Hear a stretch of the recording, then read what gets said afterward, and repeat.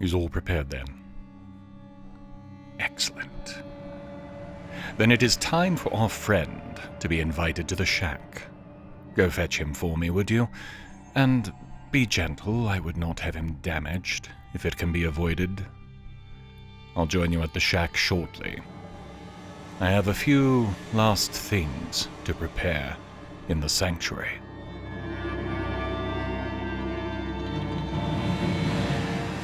What is the music of life?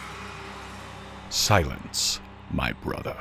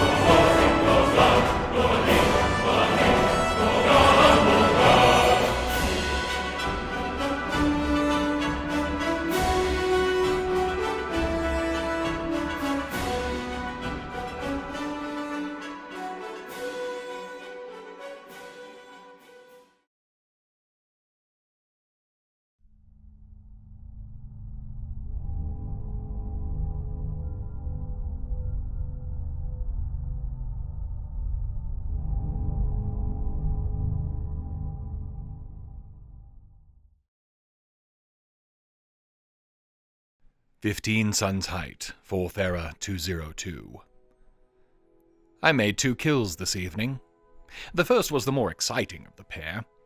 Atar has been living with one of the local shopkeepers, Jala. Though they were in different rooms, it was almost a given that any noise at all would get the other's attention. I made it to Atar's side and sent him to the void, and as I'd feared, Jala heard something that got her back up. I made a quick jump over the side of the loft as she was about to get to the top of the stairs and avoided detection, scrambling out into the night. And I felt the curse of the hand breaking. So, that went as planned. Atar, the executioner of solitude, is dead.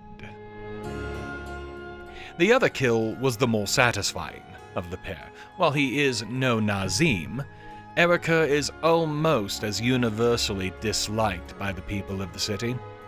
His own sister, even, is known to tell people who are looking for him to look for the Jarl's backside, as that is usually where he is. I've worked with him before, of course, and I have no love for him either. Though my list of people to kill to get the Brotherhood's attention is no longer needed, nor, it seemed, was it ever needed, this is the one name on that list that I felt still needed to be taken care of.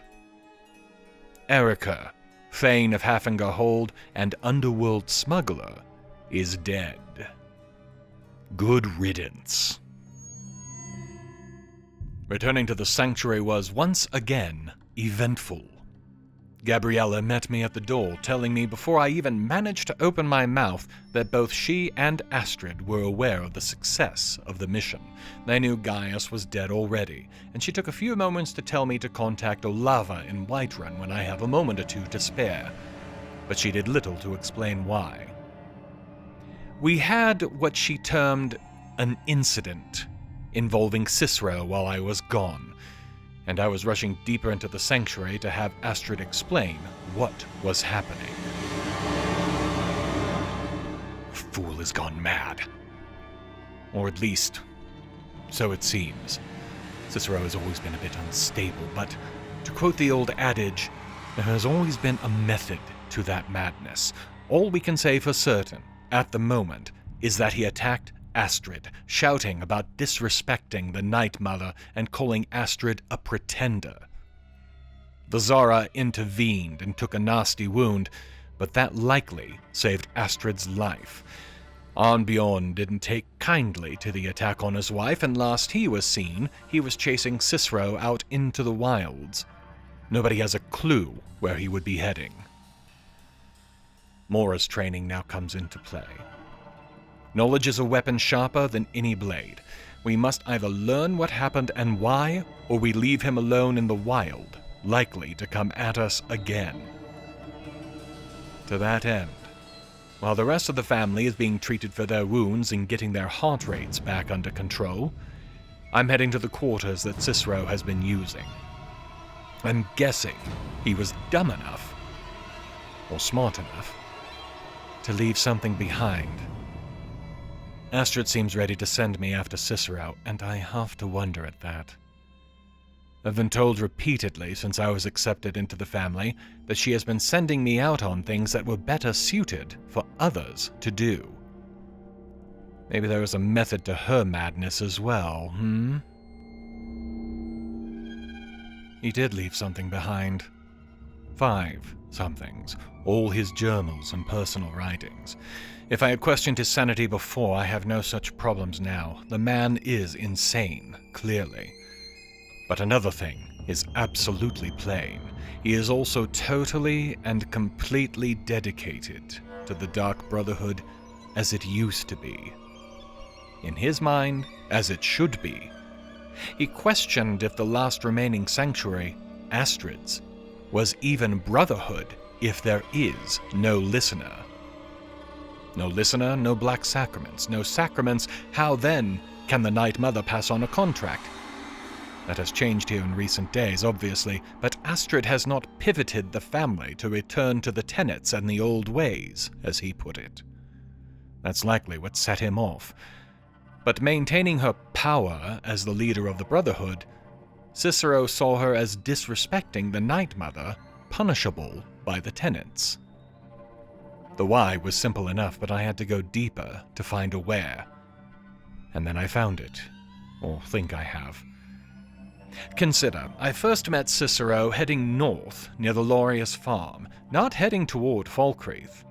His journal mentions that he doubted Astrid's legitimacy as a Brotherhood family so much that he located one of the abandoned and earlier sanctuaries near Dawnstar. He's been there for months, and only came here when he gave up on trying to convince the Mother to make him the listener. That is where he will have gone. He knows the passphrase, and now I do as well. He'll know the territory better than I, but sometimes you have to chase the prey into their own den. The question is what I will do when I get there. I passed on to Nazir that Agnes was dealt with, expecting that minor contracts would not be a concern for the moment. He almost laughed at that. I may be about to head out on an urgent mission of vengeance for the family, but that doesn't mean that the work we do is done. We are, however, about to reach the end of what is available. He has 2 more for me, and 1 more that was in the process of being formalized. The first is a Dunmere called Maluriel, last known to be hiding in the Dwemer ruin of Mazinshalaft. He's a mage, which in some people's books, and I'm thinking here of Wilhelm of Iverstead, would be more than enough to merit a contract, but he is also delving into the secrets of the Dwemer. Given what happened to a certain mage at the college in recent months, I think he'll get himself killed eventually. A contract, however, is a contract. The other is Helvard, the housecarl to the Jarl of Falkreath Hold. That one reeks of politics, and despite my own involvement in them, I don't even want to know the reasons.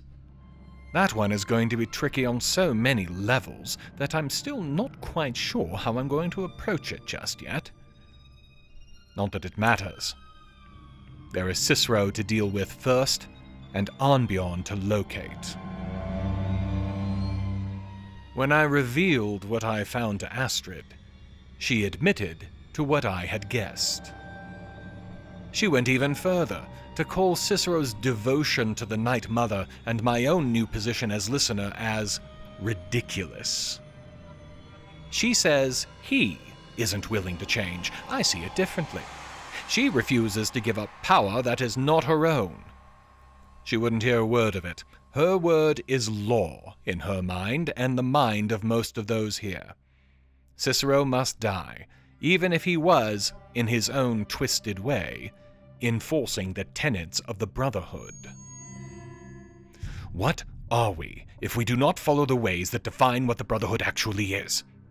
Do they not see this? Do they not understand?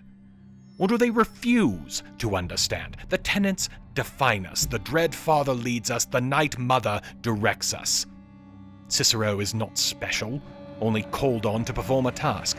I am not special, only called on to perform a task. By ignoring these tasks, we ignore who we are supposed to be. I will indeed be heading to Dawnstar, but I am convinced that Astrid is planning to get rid of me as well. She's sending me into harm's way, hoping I get myself killed. I can see the temptation. I learned about its consequences from Nocturnal. Those who give in to temptation will call destruction down on their own heads, as Mercer did. The question is not if, but when, and how Astrid will do the same for herself. I turned and left the sanctuary, a new purpose filling my steps as I did. As I was about to leave, Astrid did say one more thing. That she was giving me her horse to use in my journey. Shadowmere was no mere horse. Watching him appear from the pitch-black pond just outside the sanctuary made that clear enough. His eyes, glowing red through the black haze that enveloped him, were far more intelligent than any other horse I've ever seen. Astrid said he was one of us. I took that to mean the horse was a killer. Now I wonder if she meant that more literally. That the horse used to be a man or mer at one point, a true member of the Dark Brotherhood. I would not put it past Sithis if it suited his purpose. I was hesitant to mount Shadowmere despite Astrid's invitation and the horse's apparent willingness. Most horses have been reluctant to let me near them when I've been a vampire. On the other hand, it definitely beats walking. No matter what Shadowmere used to be, the one thing I can say is that he is fast. I left Falkreath just after mid-afternoon and we arrived in Dawnstar just before sunset. Even on Arvak I'd not have made that kind of speed, and I suspect that there was some kind of magic involved. I could swear, though I was paying attention to every step we took as we went north, that we were skipping entire regions in an effort to move as quickly as possible. A night black horse speeding by in broad daylight, mounted by a rider in black and red, both horse and rider with blazing eyes of red. Oh, I wonder what the locals we passed will make of that. Armbjorn was severely injured, but alive outside the door to the Dawnstar Sanctuary. I sent him home. His wounds are bad enough, despite his werewolf blood and healing, to be more a hindrance than a help, something that even he and his pride understood. That left me alone to track down Cicero and make a decision about him. I still wasn't sure what that decision would be. Entering the sanctuary, I was greeted by the distant and pained voice of the mad jester. It was complimentary, that Astrid knew to send the best, to kill the best, as he put it. Most of his shouts were near incomprehensible, but there was something he said that stopped me cold, helped me to understand why Astrid was sending me. Either the listener kills the keeper, or the keeper kills the listener. This isn't what the mother would want. This is madness in truth. Either way, Astrid has to figure that she wins. If I kill Cicero, then I'll have shown that she can control the listener, further strengthening her hold over the Brotherhood and the remaining family. If Cicero kills me, then the largest threat to her power is also eliminated. She knows where Cicero is now, so killing him eventually will not be a problem. I continued to close in on the clown, but now my mind was racing. Which was the correct path? Which of these was what my fate had been bought and paid for to do? Maybe Ithelia had been wrong. Maybe killing Mirok hadn't been the choice that either created this fate or not. Could it have been this moment that was rapidly approaching? He was watching me, but he did nothing but speak. The spectral guardians of this place recognized him as a brother, his journal had mentioned, and I saw this to be true. They obeyed his command to defend him. This to me was further proof that his claim was the stronger, the more correct. They defended him only because I was a threat to Cicero, so if, instead, I were to let him live to join forces with him, what then would we do? The family would shatter if I did. As I closed in, Cicero's ranting became more frantic. He explained his thoughts. Astrid had broken the tenets, indeed, the very first of the tenets. Never dishonor the Night Mother. To do so is to invoke the wrath of Sithis. What if I was that wrath? Or if Cicero had been? Had he been right to try to kill Astrid? It all comes down to rules. They are how society works, how we try to remain civil to each other, though we want so badly to rip each other to pieces. Even in groups that flout the rules of civilized man, such as the Thieves' Guild, there are rules to follow, such as the case here in the Brotherhood even. Rules keep us functional. They help us to see our actions as acceptable or not. Without rules, without boundaries, we are not civilized at all. We are animals, pulled along by our passions and our wants and our desires. Astrid cast aside the very rules that make us the Brotherhood, making us instead merely her followers, her flunkies, our mistress. She points and speaks, and we kill as she directs. I will not be an animal. Cicero invoked the first tenet of the Brotherhood and tried to enforce that rule.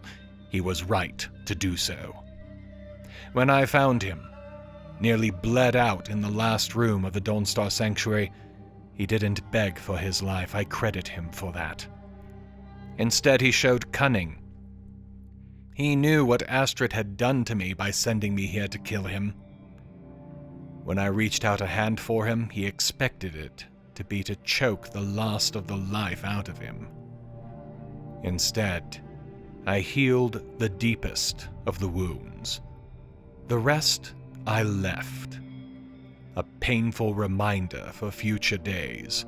Even his attack on Astrid was against the tenets, but as she was the greater Oathbreaker, it is she who would eventually have to die.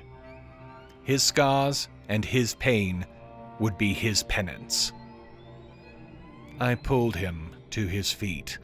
Together we will restore the Brotherhood to what it should be. The Night Mother's keeper and her listener together.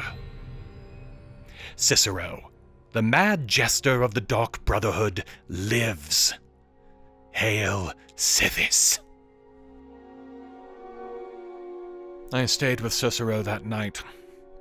We had to plan and do it carefully. You see, Cicero has been around for quite a while, and he has told me of times past when families would have purges of their membership when our brothers and sisters had gone away from the true path and endangered the Brotherhood by doing so.